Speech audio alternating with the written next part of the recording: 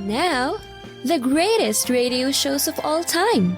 Suspense. The Shadow Node. Washington calling David Harding, counter-spy. Classic radio theater. The Great Gildersleeve. Fibber McGee and Molly. Dragnet. Gunsmoke. The Lone Ranger. Now, step back into our time machine with your host, Wyatt Cox. Good evening, friends of the Inner Sanctum. The secret word. Yeah, Groucho Marx, the comedy quiz show You Bet Your Life. This is going back to near the end of the show's run, from April 20th, 1957, Groucho Marx, and You Bet Your Life. And George Fenneman, can you tell us what the word is this week? Ladies and gentlemen, the secret word is roof. R-O-O-F. Really? You bet your life.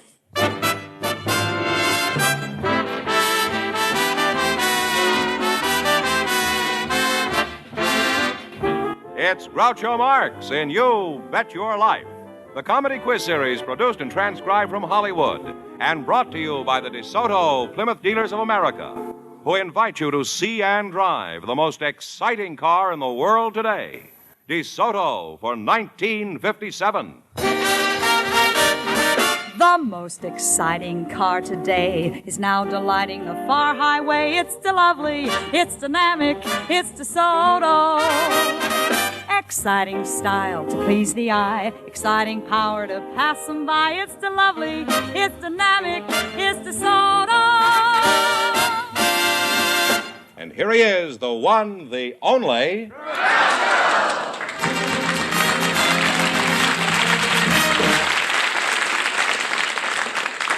Well, here I am again with a chance for each of our couples to win $2,000. And there's also a chance somebody might leave here with $10,000. George, who's first? Groucho Nancy Mason and Danny Wheel are on deck, so would you come in, please, and meet Groucho Marx? Welcome to You Bet Your Life. Thank you. Say the secret word, and you each get an extra $50. It's a common word, something you find around the house. Perry Mason and Danny Whale, eh? Where are you from, Perry? The name is Nancy Mason. Oh, Nancy Mason, huh? Are you from Mason City, Iowa? No, Groucho, I was born right here in Hollywood. One of those Really? unusual people. It wasn't on the show, was it? Was it on You Asked For It? I didn't ask for it, I'm afraid, but I'm darn glad I'm here. Oh, well, I am, too. I think you're a very attractive-looking girl. You're Danny Weil, huh? Wheel is the name, but just call me Danny. Why do you spell it W-E-I-L if it's wheel, huh? Is that the front wheel or the back wheel? Well, some people refer to it as the stepney, as we call it, and that's the one they stick on the back as a spare. You know, I don't usually get confused this early in the proceedings. Now, where are you from, Danny? London. London, huh? Mm-hmm. That's a very real, genuine English accent, isn't it? Huh? Oh, yes. Whereabouts in London? In Soho? No, I come from Stepney, the East End part of London. Oh. Are you what they call a Cockney? Oh, I'm real genuine, as you say in the States. I died in the wool. Cockney, born very close to Bow Bells. You ever hear this? It's a great big shiny man if she belongs to me. You're thinking of Harry Champion. Yes, and he sings, I'd let her know who is who. Putting on a blokey that is 6'4" and her only 4'2". Yes, Why they hadn't been married a month for more when underneath her front goes Jim. Ain't it a pity that the likes of should put upon the likes of him? You got it.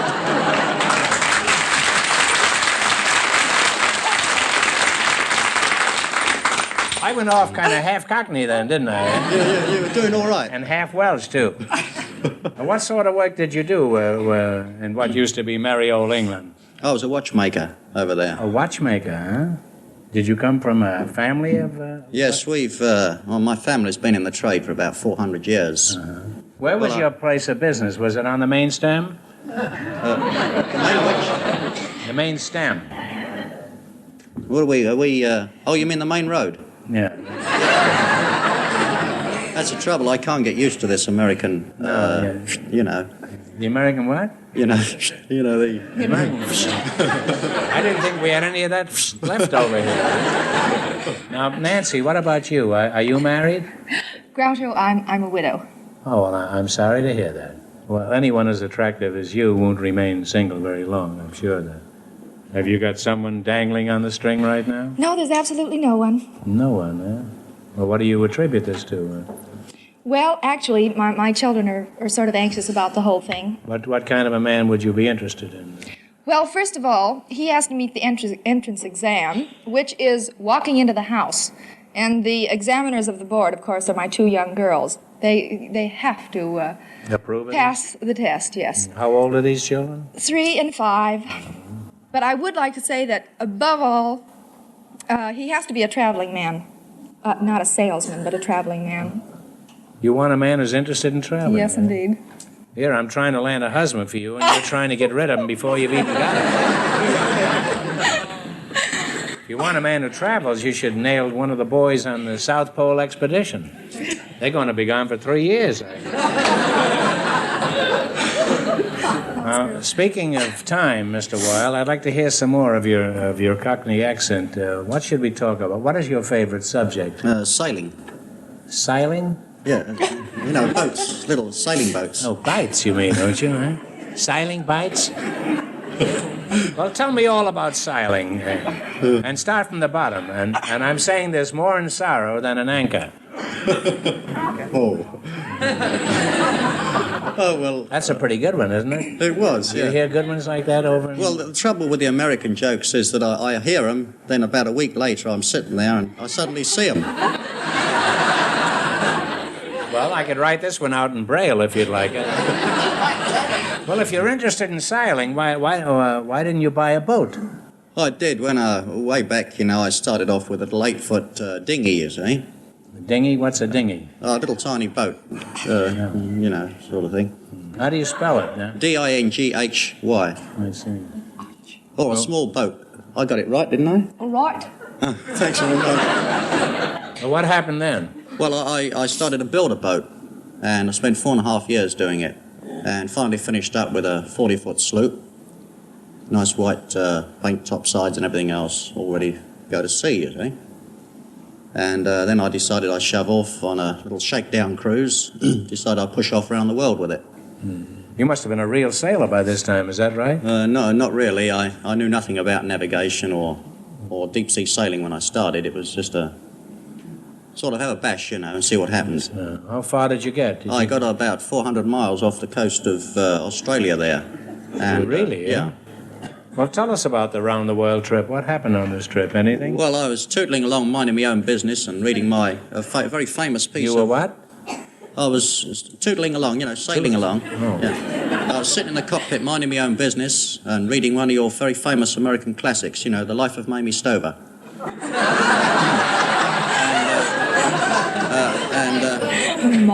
And then, next thing I knew, the boat stopped. And then I realised I'd run onto an uncharted reef. Mm-hmm. I was over there for about 24 hours, hanging up the mast. You were there alone on the reef? Yeah. You've had some very exciting times. What are your present plans, Magellan? Well, I'm over here, over in the States now, and I'm rather hoping that we'll find somebody, a sponsor or something, that'll help me out with another boat or maybe a series of sponsors that can use the idea. And your seamanship, too, would come in very handy. Yeah, it would come in handy. Say, I just happened to... You said you were wanted a man who was interested in traveling. What about Danny? You could marry him and never see him again. I suppose you had a date with Mutiny on the Bounty here. What would you talk to him about? Well, I think the first thing I would do would be to start asking him about his adventures. I really would, because I think they sound terribly fascinating. You think that would make good conversation? Well, it certainly would on his part. And I'm an awfully good listener, I really am. In that case, Nancy, you should go out with me, and then later you can talk about your adventures. Well, you're a lovely couple, and I'd like to continue talking to you two, but the time has come for you to win some money. At least I hope you win a lot of money. Well, not too much, a little money, yeah? All right, now, from our list of 22 categories, you selected general information. I'm going to ask you some questions. If you miss 2 in a row, you're out. If you get 4 in a row right, you win $1,000. And by the way, the next time you contemplate a trip around the world, will you do me a favor and take Fenneman with you? It's a deal. All right, here we go. What do you call the distance between the front and rear axles of a car, of an automobile? What is it called? There's a name for it. That's just terrible. I should know that. Between the front and rear axles of the car. That's got me beaten anyway. It's the wheelbase. I know. Or as they say in England, wheelbase. You have one wrong. Don't miss the next one or the game is over. What cabinet post is in charge of the Coast Guard? What cabinet post? Which of the cabinets is in charge of the Coast Guard? That's an American angle. That's a little more in your department. It's got me beaten. Well, No, I think I've had that. Secretary of Defense? I don't know. Well, you've really got me beaten there. That's something in the American line of thought. Well, it's the Secretary of the Treasury. Well, that's Two and out There two we in a go. row wrong. Oh, Yes. I'm sorry you got through so fast. You're such an attractive couple. We don't want you to... You should have asked the right questions. Well, we had 22 categories, and apparently you chose this one. You should have been the one that chose them then. All right, here it is. Get this right, and you get $100. And please no help from the audience. What singer is the star of the Perry Como Show? The Grand Prix. General Grant is right. I'm sorry you didn't win more. You're such a nice couple, but thanks anyway for being with us. You bet your life. Huh? Nice meeting you guys.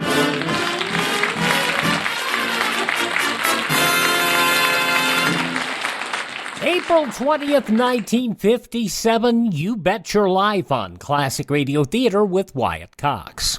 Hi, this is Kyle Horvath with the White Pine County Tourism and Recreation Board. If you want to get away from the big cities and get back to nature this summer, give us a call at 775-289-3720 or visit us online at elinevada.net. There's so much to do and see, I can't mention it in 30 seconds, but check out our website and you'll see what Nevada is really all about. elinevada.net or follow us on Facebook or Instagram. Give us a call at 775-289-3720 or visit us online at elinevada.net.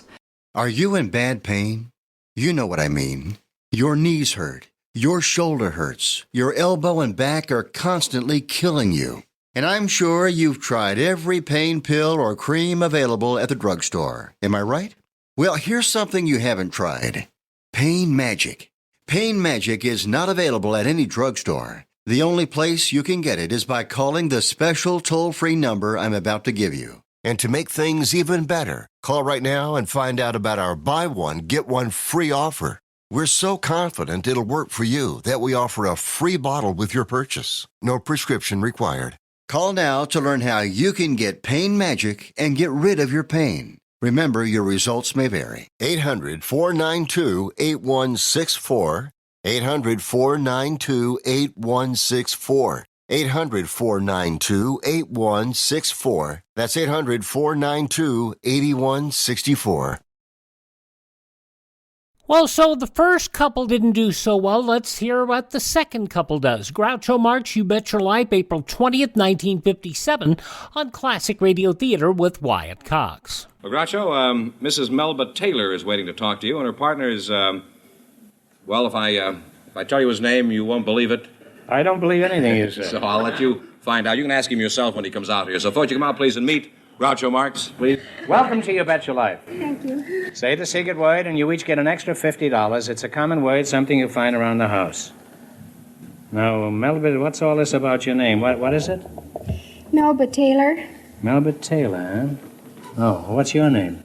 My name is Safety First, Groucho. Safety First? Yes, sir. Safety First. That's my name. That's kind of a curious name. I can understand the last name being First, but why did they ever saddle you with a name like Safety? Well, I really don't know why, but Father was a very jocular sort and a great sense of humor. Well, what you're saying is that you're one of your father's little jokes, is that it? I certainly am. The name Groucho is of German origin. It was Firster at one time, and over the years it was reduced to F-I-R-S-T, First. Oh. Where are you from, Safety? I was born in Conneaut Lake, Pennsylvania, a very small town in northwestern part of Pennsylvania, a summer resort. Later moved to Meadville, the county seat, and from there to Pittsburgh for pharmacy school. You're a pharmacist? Yes, I am. You're Melba Taylor, is that right? Yes. You must be the toast of the town, aren't you, Melba? What kind of work does your husband do? I assume you're married, huh? Mm-hmm. He works at Square D Electrical Company. He does? What is he, the head square? How long has he No, been he's with very them? intelligent. Is he? How long has he been with the Square D company? Oh, just about 16 years. 16 years? Mhm. What does he do there? He works, I don't know exactly. You don't know what he does, and he's been there 16 years? Mm-hmm. Have you ever tried asking him? I guess it'd be a good idea. I might. I don't know. Well, it's always a pleasure to meet a woman who takes an interest in her husband's work. How do you know he isn't a safecracker? He's a good, dependable man, and he goes to work, and he's a very good father, and he's very nice. How long have you been married, Melba? 16 years in April. Mm-hmm. Now, how do you and your husband get along? Do you have lots of interests in common? We get along very, very well, and You never ask him anything. he's hardly ever home. No, I do ask him too much. He won't talk before breakfast, and he leaves right after. What was that? I say he won't talk before breakfast, and he leaves right after. Then I never see him. What do you give him for breakfast? Bacon and eggs, Every morning? and orange juice. Once in a while Maybe he likes doesn't like oatmeal. bacon and eggs. Why don't you give him some safe crackers? He likes oatmeal, but it's easier to fry eggs than it is to boil the water and put the oatmeal in. Well, you certainly know how to keep a husband, all right. I mean, out of the house. What does he do? What does he do, your husband? He's very interested in horse racing, and he goes to horse races in the daytime, and he works at night. He doesn't sleep at all, huh? He doesn't sleep very much, and I sleep a lot, and I'm always sleepy. Have you tried cooking the oatmeal for him the night before? He wouldn't like that. Oatmeal is better, you know, after it's standing 6 or 8 hours. Oh, I didn't know that. Not standing, but sitting, I mean. I've never seen oatmeal standing. Now, safety, are you married? Yes, I am, Groucho. What is your husband? No, I'm... How did you meet Mrs. Feist? And is this the first Mrs. Feist? No, this is the third Mrs. First, Groucho. I met this What Mrs. about the first Mrs. Feist? The first Mrs. First passed on. Oh, I'm pretty nosy. Yes, you are. But it's the only way you can find out That's right. anything. That's I always perfectly tell my all right. daughter, you know, she's 10, I say, ask questions. You really can ask them. Yes, she can. She asked me one the other day that I'm never going to answer. Well, let's get back to the safety part of your name, Safety. Just how safe are you? Do you live up to your name? Well, I try to, Groucho, and I think I've been reasonably successful. I did drive 1,000,000 miles without an accident, and I was cited in Ripley for having done so. Really? Yes. Well, that's quite an achievement. Have you ever received a traffic ticket? Numerous ones, Groucho. The first I got was on Figueroa for having a foggy windshield. That was an ordinance violation. And that's the... You're not allowed to have a foggy windshield on Figueroa? Not on Figueroa. What did the cop say? Well, the first thing, of course, he asked me my name, and I said safety first, and he said, oh, yeah? You got off to a flying start there, didn't you? Those Figueroa cops are very tough, you know. I used to have a friend of mine, a screenwriter named Arthur Caesar. I don't know whether you ever heard of him. He wrote a lot of big pictures. And he went to some kind of, in an open convertible one night. He was dressed as a Roman senator. And he got stopped for speeding or something, and the cop wanted to know his name. He says, my name is Caesar. He says, come with me. Now, Melba, you say you're a housewife? Mm-hmm. Well, are you content with running a good home for your husband, or do you have any further ambitions? I'd like to be a good lyricist. A lyricist, you mean play one of those things? No, I'd like to write words to music. I just can't stand being a nobody. I'd like to do something. Well, have you anything else that you could do that could possibly bring you fame and fortune? Are you an expert at anything? There isn't anything I do well. There isn't anything you do well? No, but I've just got to do something well, because I've just got to get my name on a sheet of music or something. Well, that's where we're different, you see. I don't do anything, but I do it brilliantly. Well, I'd like to help you, Melba, but I don't know how. Maybe you could be a famous comedian. Can you tell jokes? I like to tell jokes. Could you rip off a joke, and then we'll decide if you could be famous? Just a short joke, huh? Betty Furness opened a refrigerator door, and there sat a little rabbit. And she said, well, what are you doing here? And the little rabbit says, is this a Westinghouse? And she said, yes, it is. And the little rabbit said, well, I'm just Westing.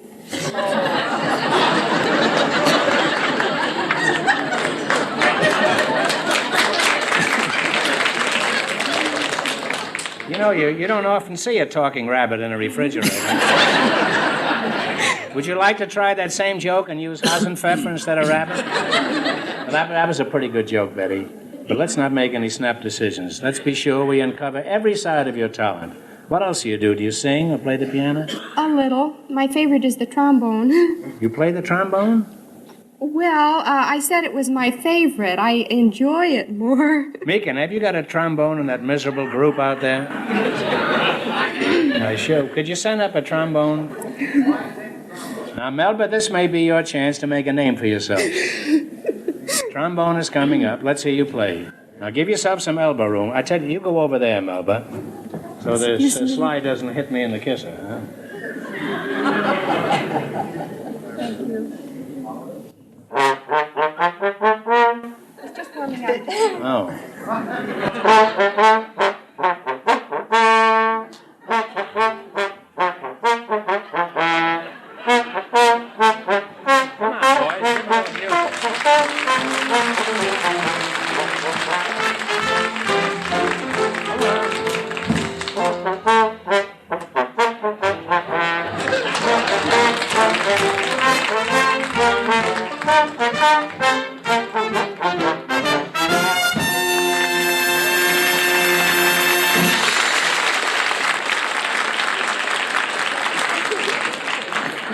You never know what you're going to encounter when Groucho Marx takes to the microphone or the television. April 20th, 1957, Groucho Marx, You Bet Your Life.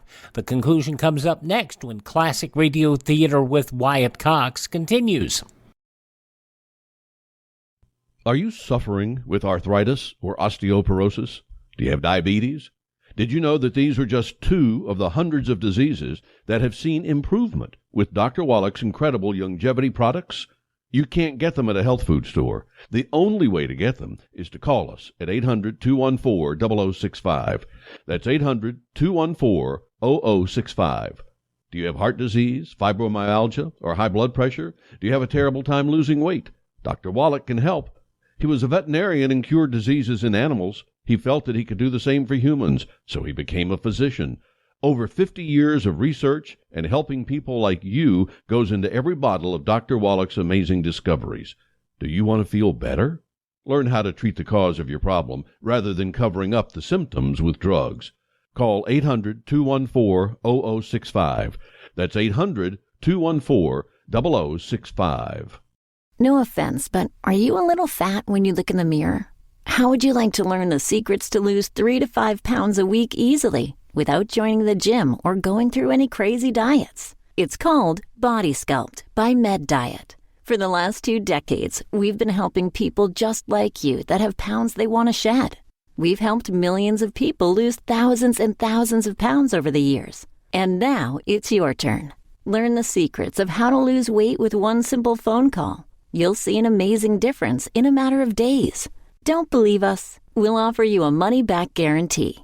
If you're ready to start losing weight right now, call right now to learn more about your risk-free order to Body Sculpt. Call for your risk-free offer. 800-738-5332. 800-738-5332. 800-738-5332. That's 800-738-5332.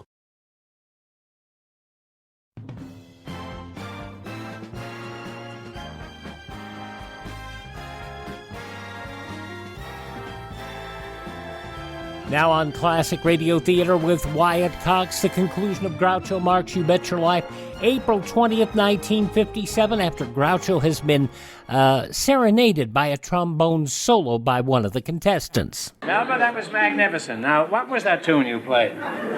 Buckle Down and Saki. Oh, is that what it was? It shows you how much I know about good music.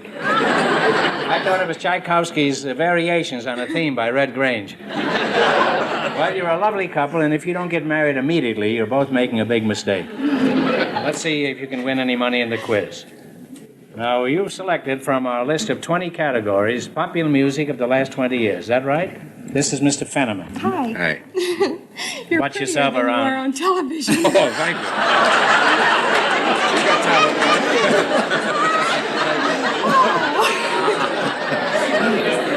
Out of the mouths of babes and trombone players comes the truth.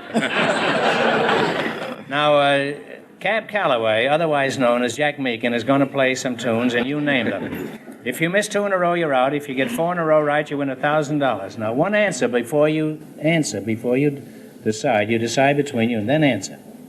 This is the category you've chosen, isn't it? Uh-huh. Wasn't it? Oh, we've lost her. Would you like to kiss Mr. Fenneman?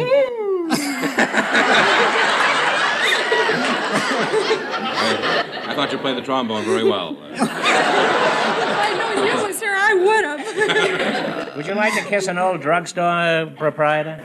You mean him? Yeah. Yeah, I would. Thank you very much. Apparently, she has no standards at all.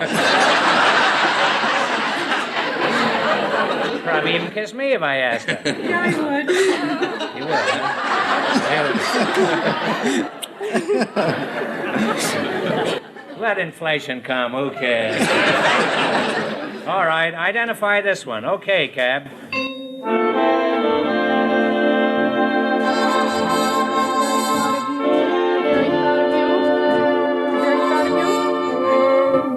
What is it? The very thought of you? It sure is. The very thought of you is right. Now you got one. One right, 3 more right, and you'll have $1,000. What's this tune?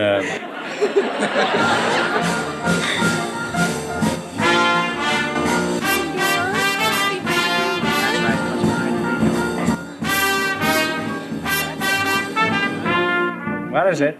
What's behind the green door? That's close enough. I don't know what's behind it, but it's green door anyway. You're halfway to $1,000. 2 more right, and it's yours. Now give me the name of this.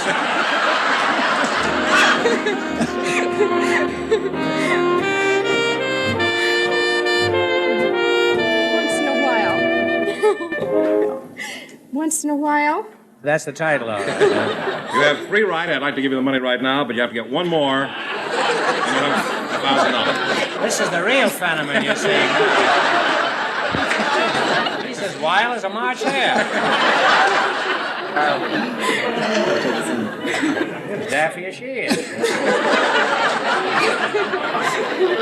All right, listen, I guess it's spring. It's rhubarb and everything does this, you know. Spring in the air, George. I think that's it. No, let's see a spring in the air. All right, listen to this and tell me what it is. How high the moon? That's right. What is it? How high the moon? Take the money, you want it. Wait a minute. You got 4 in a row. You don't mind if I snap a little bit of dialogue, huh? Now you can keep. I tell you, you can go do the rest of it. What is that? The rest of the speech. Well, you got 4 in a row. Yeah. You see, you can either keep your $1,000.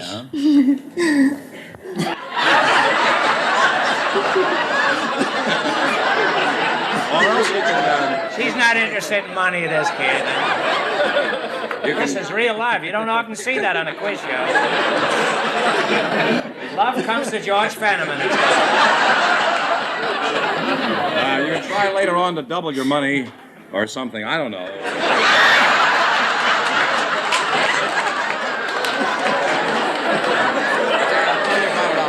And Melba's husband is at the racetrack while well, you won $1,000. Now, you can keep it and quit, or you can come back later and try to double your money. You may even get a crack at $10,000. So go over there and sit it down, and I'll send George over a little later.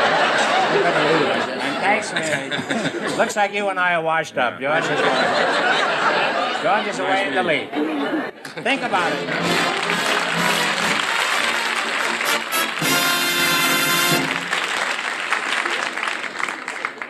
All right, George, how do we stand on the big question? All right, Melba Taylor, and safety first. Would you come back, please? Now, you won $1,000. Now, you have a chance to win a lot more, perhaps 10. Or you can stop here and keep your 1,000. If you decide to go for the big money and fail, you wind up with a total of 500. Now, what do you propose to do?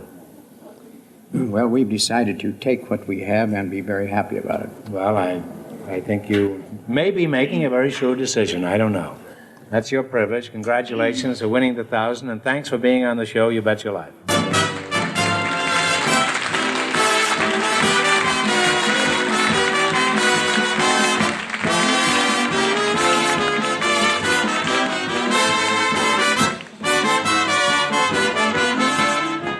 April 20th, 1957, You Bet Your Life on Classic Radio Theater with Wyatt Cox. Let's see, if something costs less, but people are happier with it, that sounds like something to look into, and that's Metashare. Maybe you've heard switching to Metashare to pay for healthcare can save the typical family $500 a month, and that's huge, but it's also true that people are way more satisfied after making the switch, too. The customer satisfaction rate for Metashare is double that of the typical health insurance plan. Double. Metashare works. It's been around for more than a quarter century, and members have shared more than $3 billion of each other's bills. People love having telehealth and a huge nationwide PPO network. So, yeah, you can save a ton and like it better. Imagine being happy with how you're taking care of your health care. So if you're self-employed or part of the gig economy, or you just want a plan you're happy with, you can call right now and get a price within 2 minutes. A very, very smart use of 2 minutes. Here's the number you need. 833-34-BIBLE. That's 833-34-BIBLE. 833-34-BIBLE. Alrighty, on Classic Radio Theater with Wyatt Cox, it looks like Claudia and David and Claudia's mom are getting settled into their new home in the country. Let's see what's going on. This is episode of Claudia from April 20th, 1948. And now, Claudia.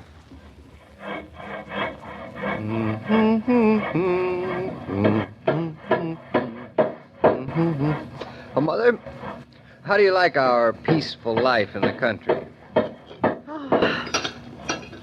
I haven't slept so well in years. Don't you like all the lovely rural noises, Mama?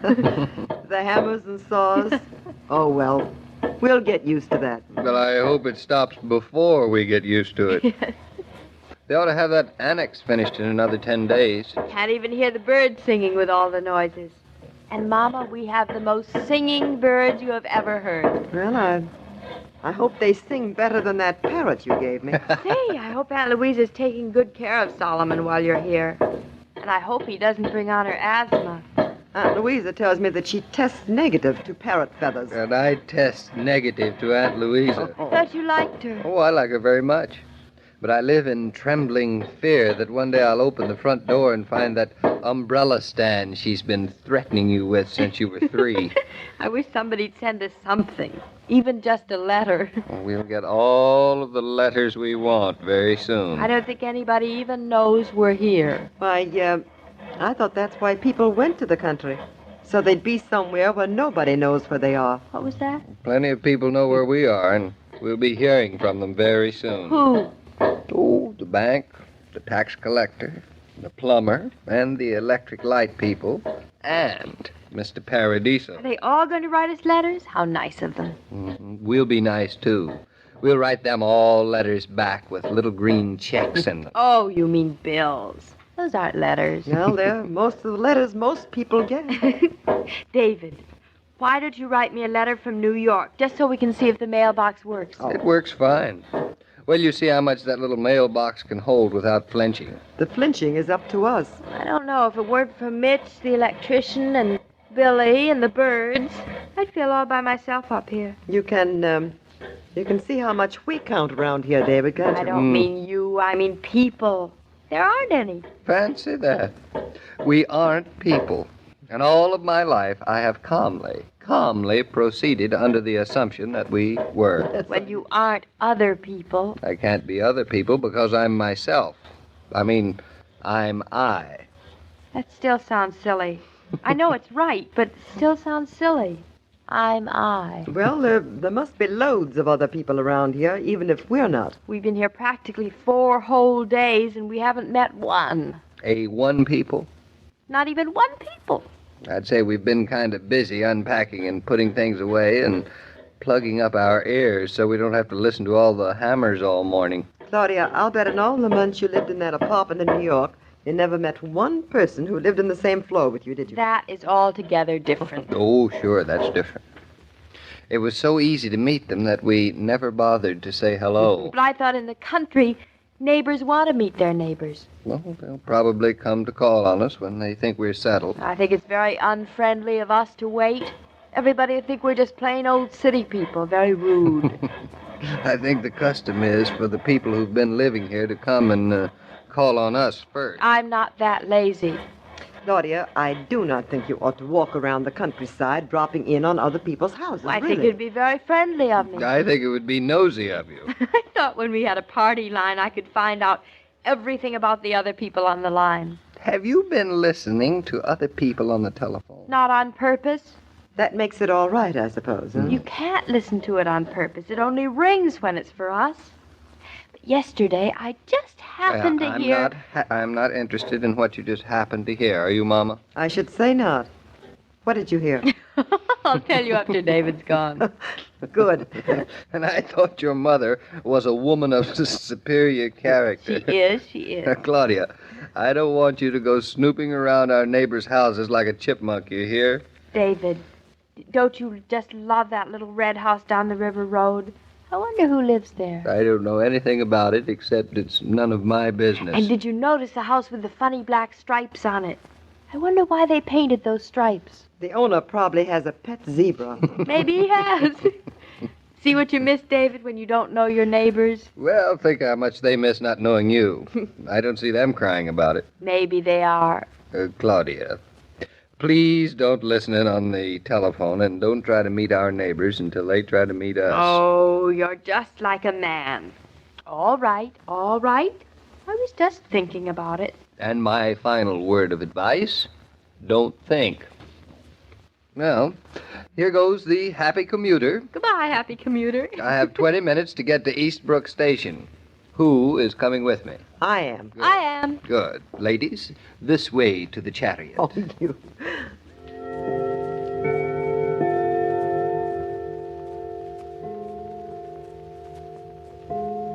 Mommy, it's 2:00. Really? You think I can't count? Only 4 hours and 18 minutes till David comes home. Well, it's time to put the suet pudding in the oven. Are we having suet pudding? No, but I can't think of anything else that takes that long to cook. Oh, Mama. Look through the window there. Where? Well, I don't see anything. There's a car. And what did you expect to see, an elephant? But it's stopping at our mailbox. Mama, it's the postman. We must have some mail. I'm going right out to see who it is. Now, don't run, Claudia. The postman leaves the mail, you know. He just doesn't wave it at you. Hey! Hey! Hello! Hello there. I brought you your first letter. Hello, thanks. How'd you know we were here? The United States Post Department has a very good way of finding out these things. But you're a lady. Well, you're taking a little bit for granted, but I hope you're right. But I thought they were always men. Mailmen, I mean. I am a male woman, and please spell that correctly. I'm Claudia Naughton. Hello, I'm Elvira Cook. Hello. I'm your mail woman. How do you like living in the country? Oh, we love it. Been here since Friday, haven't you? Got Well- here around 8 o'clock. Yes, but how'd you know? Oh, we have ways of finding these things out.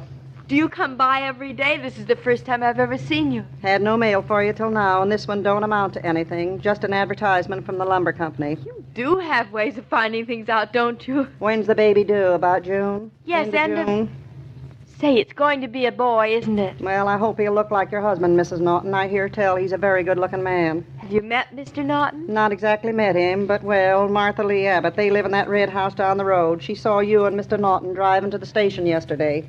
The Abbotts live in that red house? Been living there 4 years. Moved in just about the time I took over this job from Mr. Cook. He's my husband, and when he went in the Army. Didn't he? I mean... Oh, he came back all right, but he couldn't get the job away from me. He has a little hardware store now. Here's his card if you need anything. Oh, thank you. You know, it's funny about men. When my husband brought mail around, you'd think it was the boringest job in the world. Says he don't understand how I have such a good time. Why, I think it'd be wonderful fun. Someday, when you've nothing to do, why not ride around with me and meet the folks around here? That's what Martha Lee Abbott did when she first moved in. She did?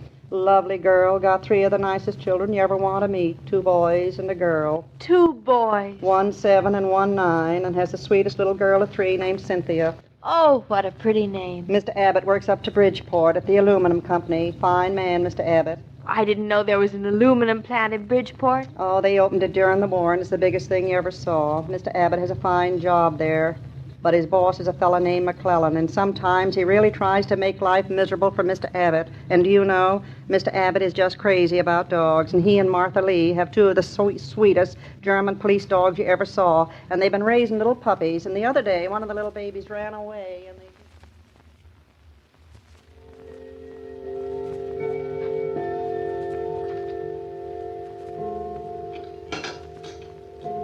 Well, Claudia, that wasn't such a bad dinner. No, not bad at all. Well, don't sound so surprised, you two. I bought the meat in a store. It was such a nice store. Mm-hmm. And such a nice butcher. You talked, and you talked, and you talked, and you talked. And talked and talked and Well, talked. not that much now. I suppose you were with her, Mother. I certainly was. Heaven help me, I Mama, was. that is not fair. You said I drove much better today. Well, it seems you have a new bad habit. Now you're driving too slow. Oh, can't please the woman. You might almost call that a good habit, Mother. No, not when it means dawdling outside people's houses, when it means just looking in a window. You Mama, follow me? you look too.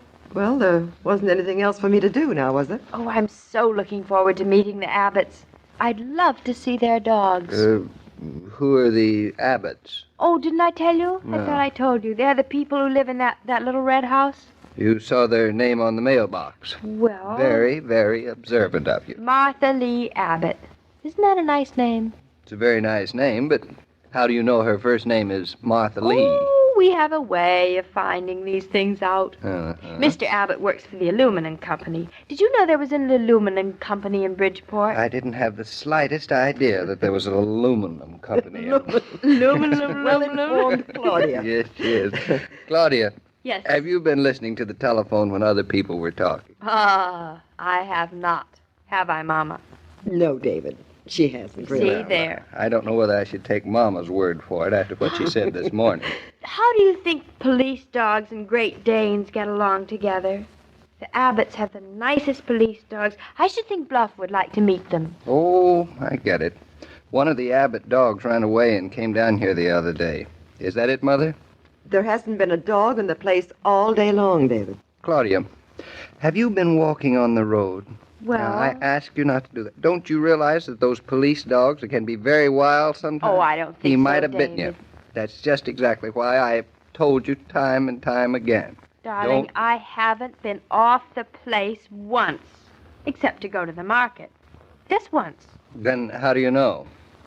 And darling, listen, I forgot to tell you, the Abbotts have the cutest little girl by the name of Cynthia. Isn't that a nice name, too? Mother, what's going on here? When I left the house this morning, Claudia didn't know one person on the river road. Now she not only knows all the people and all their dogs and all their ancestors and their descendants. Well, David, I'm just as surprised as you are. Oh, we have ways of finding these things out. What ways do you have? Well, we got a letter this afternoon. Yeah? What sort of letter? An advertisement from the lumber company. Want to buy some lumber? I do not. I want to find out how you've become a gossip by remote control. I am not a gossip. I just opened the mailbox. And, David, you were perfectly right this morning. You'd be surprised how much that little mailbox can hold. When you're at home doing the housework, is lunchtime simply a snatch-a-bite time, or do you make it a relaxing interlude? There's one way you can manage to add refreshment to lunch without taking a bit of trouble, and that's to open an ice-cold bottle of Coca-Cola. Coke goes with any food and makes even the sketchiest leftovers taste better.